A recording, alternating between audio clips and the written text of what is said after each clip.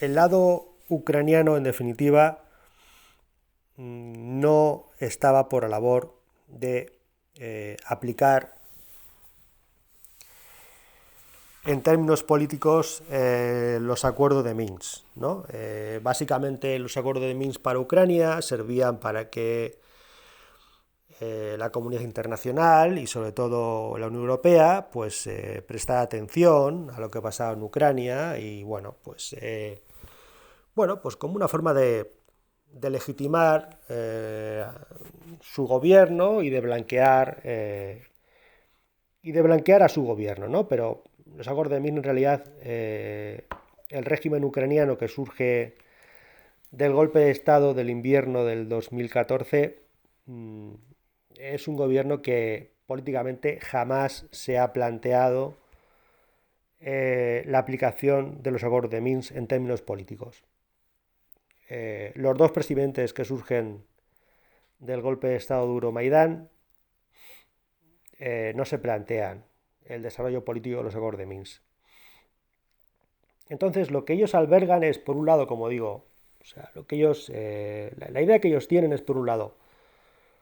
utilizar los acuerdos de Minsk para blanquearse y, por otro lado, también mantener la presión militar, mantener el estado de guerra como una forma también de movilizar a su propia opinión pública, de movilizar a la población que quedaba de su parte, la población ucraniana que quedaba más al lado occidental, ¿no? Que quedaba bajo su gobierno, movilizarla, agitarla, para en definitiva seguir justificando la existencia del gobierno prooccidental de Euromaidán y seguir justificando las políticas antirrusas, de acercamiento a la OTAN, de acercamiento en definitiva a Occidente. Entonces la guerra le valía la guerra del Donbass para el gobierno ucraniano le valía en este doble sentido, ¿no? De implicar a la comunidad internacional en lo que pasaba en su país y de por otro lado seguir agitando a su propia población en contra de Rusia, agitando el miedo y todo tipo de reservas con respecto a lo ruso y movilizarlos, estimularlos para que siguieran apoyando todo el desarrollo político posterior al golpe de estado de Euromaidán. Y estas provocaciones con respecto a Rusia se ven no solo en la cuestión del mantenimiento de la guerra y de impedir un desarrollo pacífico y negociado de la crisis del Donbass, sino también en la cuestión de provocar a Rusia en cuanto a su anexión de Crimea, en cuanto a su soberanía ya en torno a la península de Crimea y en torno al estrecho que conecta el Mar Negro con el mar interior de Azov, que está alrededor de la península de Crimea, ¿no? Por ahí se da una serie de provocaciones de la Marina de Guerra ucraniana con respecto a Rusia, que también van en la misma dirección de agitar el miedo a Rusia y de movilizar a su población en contra de Rusia y en apoyo a los golpistas de Euromaidán. De manera que los golpistas de Euromaidán, los políticos de Euromaidán, no querían en última instancia, y lo expresaron de muchas maneras, una solución negociada y pacífica de la crisis del Donbass. Así llegamos al cambio de presidencia en Estados Unidos, que se suma a esta animadversión, a esta provocación continua de los gobiernos euromaidanitas con respecto a Rusia. Y los golpistas de Ucrania, la esperanza que albergaban es que de una vez pudieran solucionar militarmente, por medios exclusivamente militares, la crisis del Donbass, pero nunca conseguían tener el suficiente poderío aunque lo intentaron, especialmente el año pasado, justamente el año pasado, también al final del invierno, intentaron, por medios exclusivamente militares, solucionar el tema del conflicto del Donbass. Pero, como digo, su ejército, su poderío militar, no daba para más en una guerra todavía, como la guerra del 2014 hasta el febrero de 2022, en una guerra todavía que era una guerra de guerrillas, es decir, una guerra todavía que era exclusivamente un conflicto interno a Ucrania. Y bien, en esta tesitura de unos acuerdos de Minsk totalmente fallidos y con el cambio de presidencia en Estados Unidos, los nuevos mandamases de Washington se ponen completamente del lado ucraniano, se interesan nuevamente sobremanera por lo que pasa en Ucrania y entonces a finales del año pasado, más concretamente a partir de octubre del año pasado, los mandamases de Washington, los nuevos mandamases de Washington prometen a Ucrania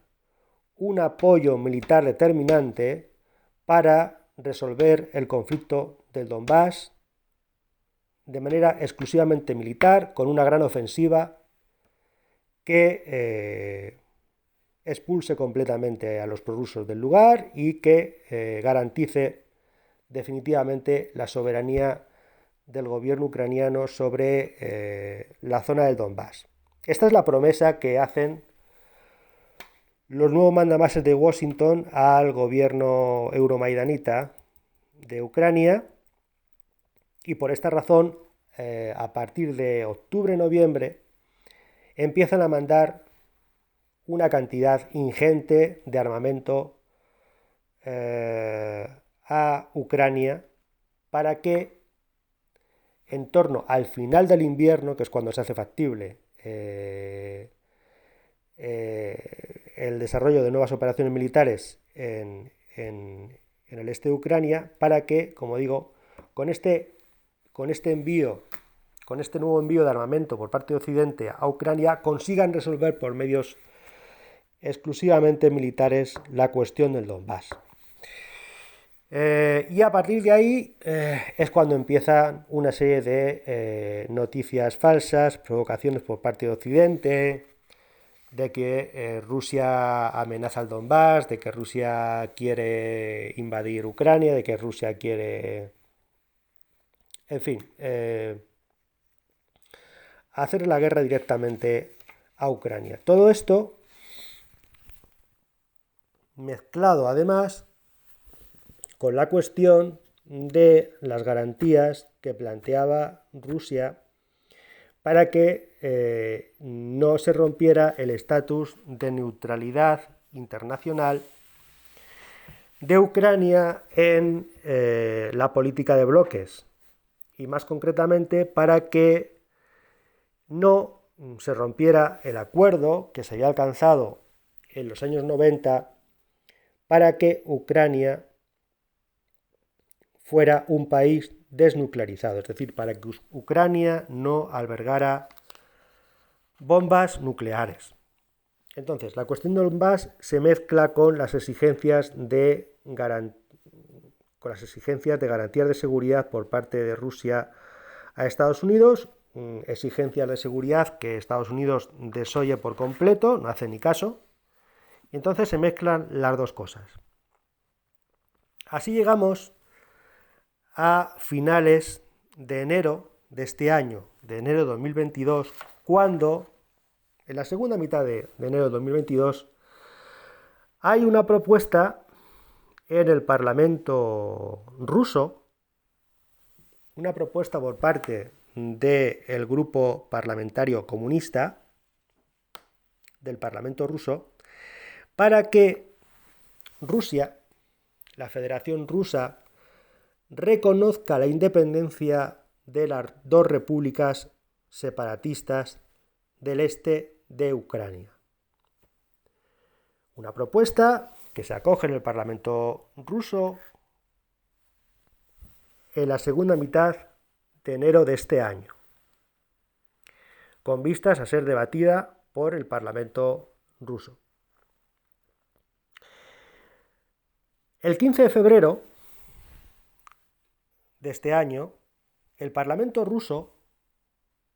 aprueba la propuesta de los comunistas de reconocer a las dos repúblicas separatistas del Donbass. La aprobación de este reconocimiento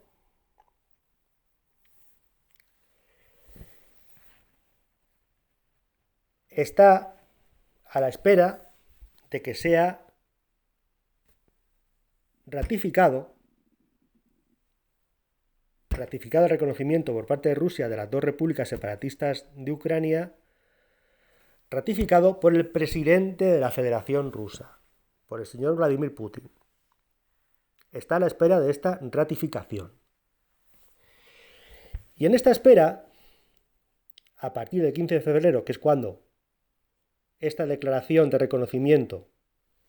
es enviada del Parlamento ruso a presidencia de la Federación Rusa para que la ratifique el presidente Vladimir Putin, en esta espera, Occidente, y particularmente el secretario general de la OTAN, ya dice que si Rusia reconoce a las dos repúblicas separatistas, hay que dar ya por muerto los acuerdos de Minsk. Durante esta espera es cuando los occidentales dicen que lo de la invasión rusa, que ya está, que ya ha llegado, que ya se ha producido, que ya está, que ya se ha producido. Y la invasión rusa todavía no se ha producido. Estamos a la espera de ver lo que hace, el presidente ruso. El 17 de febrero, los observadores de la OSCE, de la Organización de Seguridad y Cooperación Europea, de la Organización de Seguridad y Cooperación Occidental, los observadores de la OSCE, el 17 de febrero ya notifican que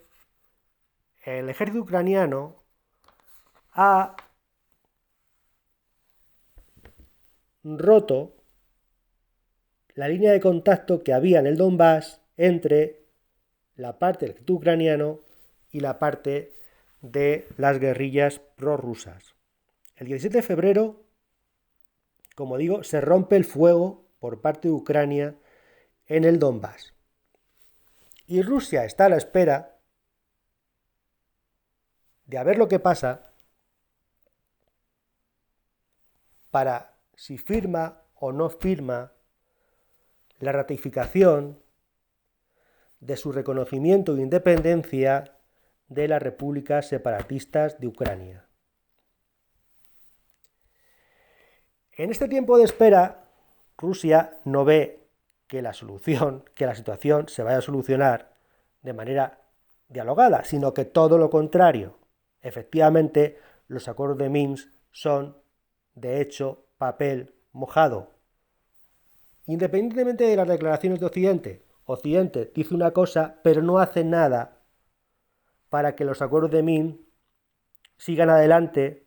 desde el punto de vista político. Y sobre todo, Occidente no responde a las garantías de seguridad que Rusia le está planteando en torno al estatus de neutralidad de Ucrania y de no estacionamiento, de no ubicación de bombas nucleares en Ucrania. Entonces, como Rusia ve que Occidente no tiene ninguna voluntad política de sacar adelante ni de presionar a Ucrania para que saque adelante los acuerdos de Minsk, y que por otro lado no le están dando garantías de seguridad en torno al estatus internacional de Ucrania en cuestiones de defensa, es cuando ya Rusia ratifica la declaración, el reconocimiento de la independencia de las repúblicas separatistas de Ucrania. Y esta ratificación la realiza el presidente ruso el 21 de febrero. Desde el 15 de febrero, que se ha producido la propuesta para que el Estado ruso reconozca a estas dos repúblicas, hasta el 21 de febrero,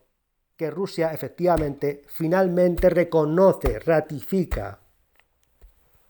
concluye que efectivamente para Rusia estas dos repúblicas ya son independientes y están separadas a todos los efectos. Para Rusia, el Donbass prorruso está separado ya a todos los efectos de Ucrania. En este periodo, Occidente no ha hecho nada para impedir que el conflicto precisamente no solo evolucione de una manera militar, no solo se produzca una escalada del conflicto, sino que además el conflicto finalmente se internacionalice. Porque lo que ocurre cuando el Estado ruso reconoce a las dos repúblicas separatistas del Donbass es que el conflicto deja de ser ya un conflicto interno a Ucrania y se convierte en un conflicto internacional. Con el reconocimiento de las dos repúblicas separatistas de Ucrania por parte de Rusia, el conflicto del Donbass ha dejado de ser un conflicto interno y pasa a ser un conflicto internacional. Y los acuerdos de Minsk han demostrado que no han valido para nada. Han sido solo buenas palabras, buena voluntad.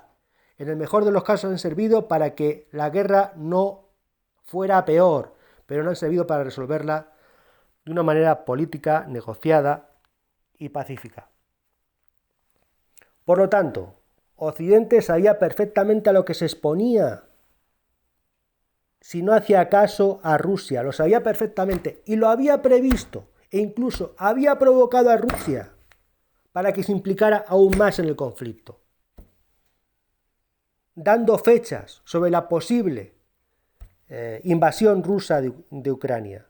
Pero no había hecho nada práctico, nada efectivo, nada político, nada que Rusia pudiera verificar para que el conflicto no se rebajara, sino que todo lo contrario, aumentara tanto en intensidad como en extensión, terminado por implicar a Rusia. Rusia, de la mano de su presidente, reconoce a las dos repúblicas separatistas de Ucrania el 21 de febrero de este año. El 22 de febrero, el Consejo de Estado ruso, el Consejo de la Federación, da el visto bueno al presidente ruso para que pueda utilizar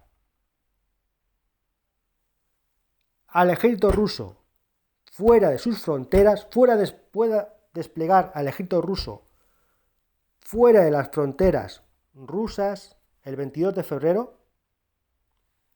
Y el 23 de febrero, cosa que no aparece en ningún sitio, pero solo hay que hacer una revisión muy somera de las noticias que aparecen en febrero, a finales de febrero, para darse cuenta de ello. El 23 de febrero, 2 días después de que el presidente ruso haya ratificado el reconocimiento de las repúblicas separatistas, el 23 de febrero es cuando ya se produce la entrada de tropas rusas en territorio ucraniano. El 23 de febrero se produce la entrada de tropas rusas en territorio ucraniano, aunque es territorio ucraniano controlado por las guerrillas prorrusas, pero da igual, es territorio ucraniano, es territorio que legalmente y desde el punto de vista jurídico internacional es territorio ucraniano. O sea que ya el 23 de febrero, Rusia ha hecho un acto hostil, un acto que se puede calificar de guerra contra Ucrania, cuando entran sus militares en territorio ucraniano por el lado del Donbass, controlado por las guerrillas. El 23 de febrero. Y el 24 de febrero, que es cuando dicen la Wikipedia y otros medios, que empieza la guerra el 24 de febrero, es cuando Rusia efectivamente, una vez que ya ha desplegado sus tropas en el Donbass prorruso, el 24 de febrero es cuando se inicia efectivamente la guerra o la operación que llama Rusia militar especial, pero que en la práctica es el desarrollo de la guerra. El 24 de febrero es cuando el ejército ruso atraviesa la línea de contacto entre el ejército ucraniano y las guerrillas del Donbass. El 24 de febrero es cuando el ejército ruso supera la línea de contacto entre el ejército ucraniano y las guerrillas del Donbass.